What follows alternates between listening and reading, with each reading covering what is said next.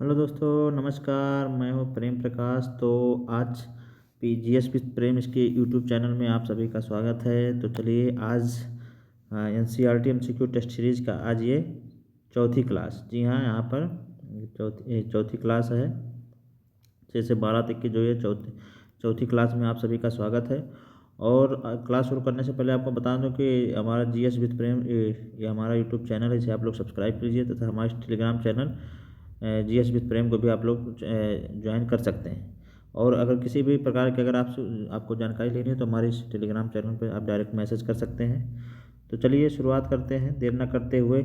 इसमें आपको जो एमसीक्यू सीरीज चलाई जा रही है इसमें 6 से 12 तक के सभी एमसीक्यू कराए जा रहे हैं विज्ञान विषय के। तो इसे आप लोग पढ़िए और यहाँ से सभी एग्जामों के क्वेश्चन बनते हैं। आपके पीसीएस हो गए, यूपी ट्रिपल एससी हो गया, कोई भी एग्जाम हो गया तो यहाँ से क्वेश्चन जरूर बनते हैं। तो एनसीईआरटी के सारे क्वेश्चन 6 से 12 तक के हम यहाँ पर कवर कर रहे हैं और इस समय हम विज्ञान के क्वेश्चन करवा रहे हैं। और 3 क्लास हमारी हो चुकी है, आप हमारी प्लेलिस्ट में जाके देख भी सकते हैं बाकी पीछे की क्लास। बाकी आज की क्लास चौथी क्लास हम लोग स्टार्ट करने जा रहे हैं। आज हमने कुल 11 क्वेश्चन लिए हैं। तो चलिए शुरुआत करते हैं आज के पहले सवाल से। पहला सवाल है कि पौधों और जीवों में अनुकूलन अडॉप्टेशन के संदर्भ में निम्नलिखित कथनों पर विचार कीजिए। पहला ऑप्शन है कि पौधे और जीवों के विशिष्ट लक्षणों और स्वभाव जो उन्हें विशेष आवास विशेष में रहने के अनुकूल बनाते हैं अनुकूलन कहलाता है। दूसरा देखेंगे कि मैदानी क्षेत्र में एक व्यक्ति को ऊंचे पहाड़ी क्षेत्रों की तीव्र गति से सांस लेनी पड़ती है परंतु थोड़े दिनों बाद वह सहज हो जाता है। यह अनुकूलन का सटीक उदाहरण है। तो यहाँ पर हमने देख लिया कि पहला क्वेश्चन है कि पौधों जीवों में अनुकूलन के संदर्भ में बताना है। तो यहाँ पर पहला है कि पौधे जीवन के विशिष्ट लक्षणों और स्वभाव जो उन्हें एक विशेष आवास में रहने के अनुकूल बनाता है अनुकूलन कहलाता है। तो ये आंसर आपका सही है, पहला ऑप्शन आपका सही है। तो यहाँ हम लोग देख लेंगे कि पहला ऑप्शन आपका सही है। दूसरा है कि मैदानी क्षेत्रों तथा व्यक्ति के ऊंचे पहाड़ी क्षेत्र में तीव्र गति से सांस लेनी पड़ती है परंतु थोड़े दिनों बाद वह सहज होता है अनुकूलन का सटीक उदाहरण है। तो यह सटीक उदाहरण नहीं है, आपका ऑप्शन गलत है। तो इसका ऑप्शन देख लेते हैं। ऑप्शन नंबर 1 ये केवल 1, ऑप्शन नंबर बी केवल 2, ऑप्शन नंबर सी केवल 1 या 2, ऑप्शन नंबर डी ना तो 1 ना तो 2। तो इसका राइट आंसर होगा ऑप्शन नंबर ए केवल 1। तो यहाँ पहला ऑप्शन केवल सही है। आइए इसकी व्याख्या हम लोग देखेंगे। कथन 1 सही है परंतु कथन 2 गलत है क्योंकि अनुकूलन अल्पकाल नहीं होता है। जी हाँ, अनुकूलन जो है अल्पकाल नहीं होता। ये हजारों वर्षों में आए परिवर्तन के प्रति पौधों और जीवों के अनुकूल होने से संबंधित होते हैं। मैदानी क्षेत्र के व्यक्ति को पहाड़ी क्षेत्र में जाने पर सहज होने में कुछ दिन लगते हैं। ये परिवर्तन अल्प अवधि से संबंधित है। अल्प अवधि में किसी एक जीव के शरीर में होने वाले छोटे छोटे परिवर्तन पर्यानुकूलन एक्सिलमिनेशंस कहलाते हैं। यह परिवर्तन हजारों वर्षों से अनुकूलन से भिन्न है। तो यह हमारा दूसरा आंसर हो गया कि दूसरा ऑप्शन था हमारा गलत हो गया। हम लोगों ने इसकी व्याख्या भी पढ़ ली। अब हम लोग चलेंगे आज के दूसरे सवाल। यहाँ आज का दूसरा सवाल देखेंगे एनसीईआरटी का। दूसरा सवाल है कि किसी सजीव का प्रवेश जिसमें वह रहता है आवास कहलाता है। आवासों में विभिन्न घटक उपस्थित होते हैं। इन घटकों के संदर्भ में निम्नलिखित कथनों में कौन सा कथन सही है। तो इसके ऑप्शन देख लेते हैं। ऑप्शन नंबर 1 किसी आवास में पाए जाने वाले सभी जीव पौधे या जंतु उसके जैव घटक हैं। दूसरा देखेंगे कि चट्टान, मिट्टी, वायु, जल जैसी अनेक निर्जीव वस्तुएं आवास के अजैव घटक होते हैं। अगला क्वेश्चन देखेंगे सूर्य का प्रकाश, ऊष्मा जैसे ऊर्जा घटक इन दोनों घटकों में से किसी में सम्मिलित नहीं है। तो यहाँ पर पूछा है कि किसी सजीव का प्रवेश जिसमें वह रहता है आवास कहलाता है। आवासों में विभिन्न घटक उपस्थित होते हैं। इन घटकों के संदर्भ में निम्नलिखित कथनों में से कौन सा कथन सही है। तो यहाँ पर आप लोगों को 3 ऑप्शन दिया है, इसमें देख के बताना कि कौन सा इसका कथन सही होगा। तो यहाँ पर ऑप्शन इसका दिया है कि ऑप्शन नंबर 1 केवल 1 या 2, ऑप्शन नंबर बी केवल 2 या 3, ऑप्शन नंबर सी केवल 3, ऑप्शन नंबर डी 1, 2, 3। तो इसका राइट आंसर आप लोग बताइए। तो इसका राइट आंसर होगा ऑप्शन नंबर 1 केवल 1 या 2। जी हाँ, किसी आवास में पाए जाने वाले सभी जीव जैसे पौधे जंतु उसके जैव घटक होते हैं तथा चट्टान, मिट्टी, वायु, जल जैसी अनेक निर्जीव वस्तुएं आवास के अजैव घटक हैं। ये आपका राइट आंसर है। तो ये दोनों आपका आंसर सही हो गया। तीसरा देखेंगे कि सूर्य में प्रकाश, ऊष्मा जैसे ऊर्जा घटक इन दोनों घटकों में से किसी एक में सम्मिलित नहीं है। तो ये आपका गलत हो गया, सम्मिलित होते हैं। तो ये आपका गलत ऑप्शन होगा। तो आइए इसकी व्याख्या हम लोग पढ़ेंगे। 1 या 2 सही है परंतु 3 गलत है क्योंकि सूर्य प्रकाश भी उसका प्रवेश या आवास का जीव घटक होगा। इन्हें कभी कभी ऊर्जा घटक के रूप में भी वर्गीकृत किया जाता है। तो ये आपका एक्सप्लेनेशन हो गया। तो इस तरह हम लोगों ने दूसरा क्वेश्चन देख लिया। अब हम लोग चलेंगे आज के तीसरे सवाल पे। तीसरा सवाल देखेंगे। तीसरा सवाल है कि ऊँट मरुस्थलीय परिस्थितियों के लिए अनुकूलित होता है। उसके अनुकूलन के संदर्भ में निम्नलिखित कथनों पर विचार कीजिए। तो यहाँ ऊँट के बारे में बताया गया है। आइए ऊँट के बारे में पढ़ते हैं। उसके पैर लंबे होते हैं जिससे उसका शरीर रेत की गर्मी से दूर रहता है। जी हाँ। अगला देखेंगे उसमें मूत्र उत्सर्जन की मात्रा बहुत कम होती है तथा मल शुष्क होता है।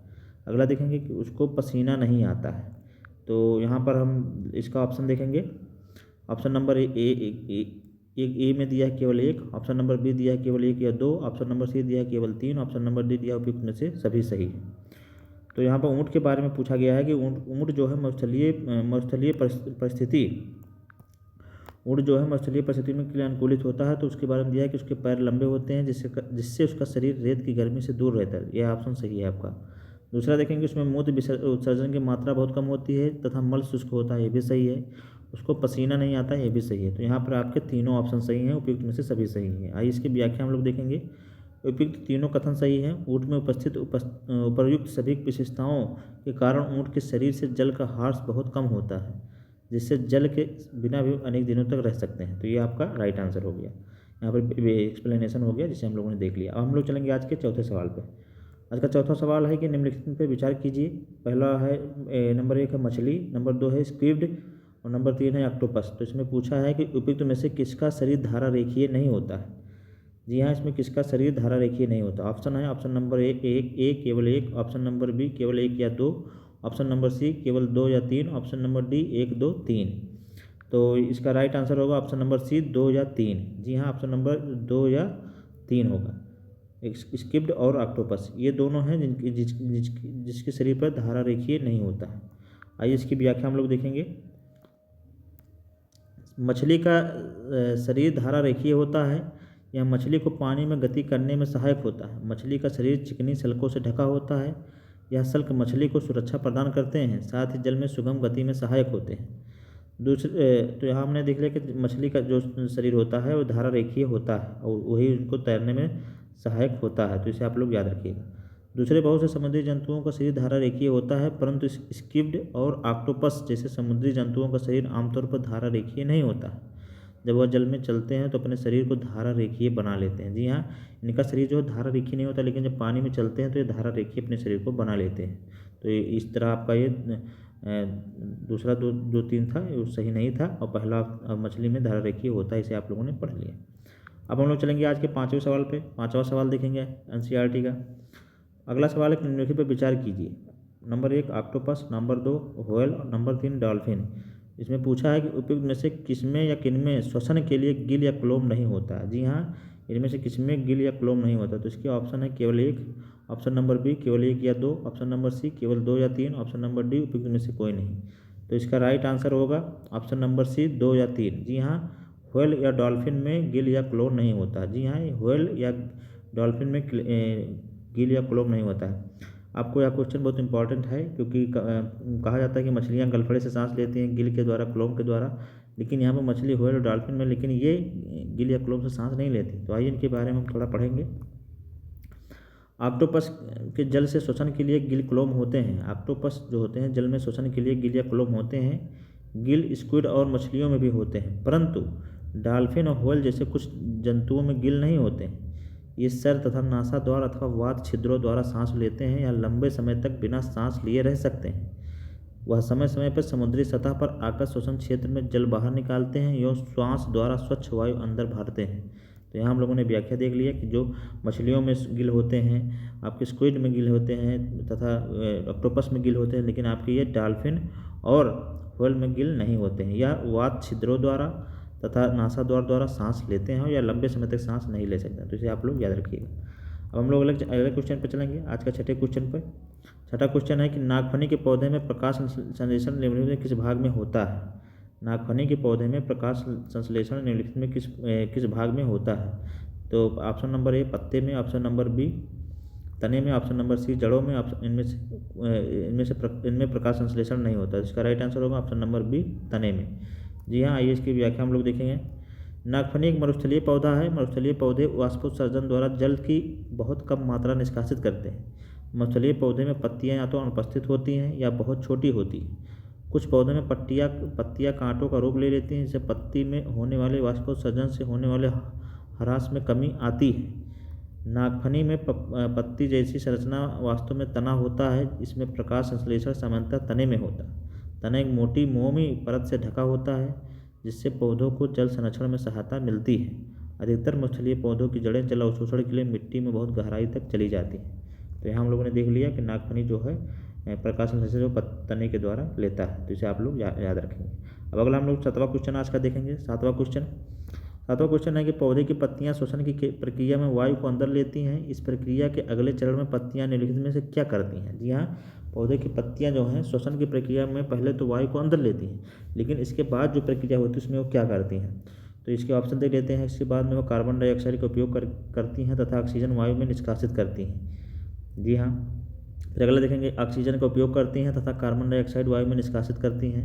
फिर अगला देखेंगे ऑप्शन नंबर सी, ऑक्सीजन और कार्बन डाइऑक्साइड दोनों का उपयोग करती हैं। फिर ऑप्शन नंबर डी, ऑक्सीजन और कार्बन डाइऑक्साइड दोनों वायु में निष्कासित करती हैं। तो इनमें से कौन सा ऑप्शन सही होगा? जो पौधों की पत्तियां श्वसन की प्रक्रिया में वायु तो अंदर लेती हैं, मतलब ऑक्सीजन अंदर लेती हैं, इस प्रक्रिया के अगले चरण में वो क्या करती हैं? तो इस प्रक्रिया के अगले चरण में ऑक्सीजन का उपयोग करते हुए कार्बन डाइऑक्साइड को वायु में निष्कासित करेंगी। ये ऑप्शन आपका सही होगा। तो आइए इसकी व्याख्या हम लोग देखते हैं। ऑप्शन नंबर बी आपका सही होगा। जी हाँ, इसकी व्याख्या हम लोग देख लेंगे। पौधे की श्वसन प्रक्रिया में गैसों का आदान प्रदान मुख्यतः उनकी पत्तियों द्वारा होता है।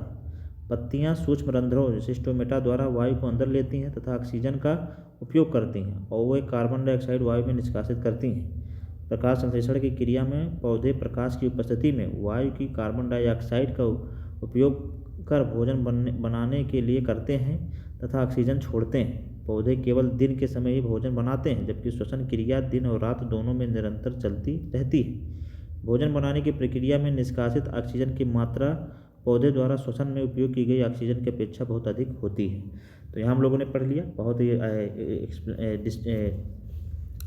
डीप में कि मतलब यहाँ पर जो पौधे का जो क्रिया होती है, पहली क्रिया जो उनकी होती है श्वसन की, उसमें ऑक्सीजन को ग्रहण करते हैं, लेकिन दूसरी क्रिया में ऑक्सीजन का उपयोग करके कार्बन डाइऑक्साइड को निष्कासित करते हैं। यहाँ पर हम लोगों ने पढ़ लिया। और पौधे केवल दिन में भोजन की प्रक्रिया बनाते हैं, लेकिन श्वसन की क्रिया जो है दिन रात दोनों चलती है, ये भी हम लोग याद रखेंगे। अब हम लोग चलेंगे आज के 8वें सवाल पे। आज का 8वां क्वेश्चन देखेंगे। 8वां क्वेश्चन है कि निम्नलिखित में से किनमें श्वसन प्रक्रिया संपन्न होती है? नंबर 1 पौधे, नंबर 2 जीव, नंबर 3 बीज। तो इसके ऑप्शन दे लेते हैं। ऑप्शन नंबर ए केवल 1 या 2, ऑप्शन नंबर बी केवल 2, ऑप्शन नंबर सी केवल 2 या 3, ऑप्शन नंबर डी 1 2 3। तो इसका राइट आंसर होगा ऑप्शन नंबर डी 1 2 3। जी हाँ, यहाँ पौधे में, जीव में और बीज में तीनों में श्वसन की प्रक्रिया होती है। आइए इसकी व्याख्या हम लोग देखेंगे। श्वसन सभी सजीवों का विशिष्ट लक्षण है। ये सभी सजीवों के लिए आवश्यक है क्योंकि ग्रहण किए गए भोजन से श्वसन के द्वारा ही शरीर को ऊर्जा मिलती है। पौधों जीवों के समान ही बीजों में श्वसन होता है। उदाहरण, गेहूं की बोरी में कुछ गर्मी उत्पन्न होती है या गर्मी बीजों के श्वसन के कारण उत्पन्न होती है। बीजों में श्वसन की क्रिया उस समय भी चलती रहती है जब अन्य जैव परिक्रम उतने ही सक्रिय नहीं होते हैं। तो यहाँ हम लोगों ने देख लिया कि जो श्वसन की प्रक्रिया होती है ये हमारे बीजों में भी होती है, पौधों में भी होती है, जीवों में भी होती है, सब में श्वसन की क्रिया होती है।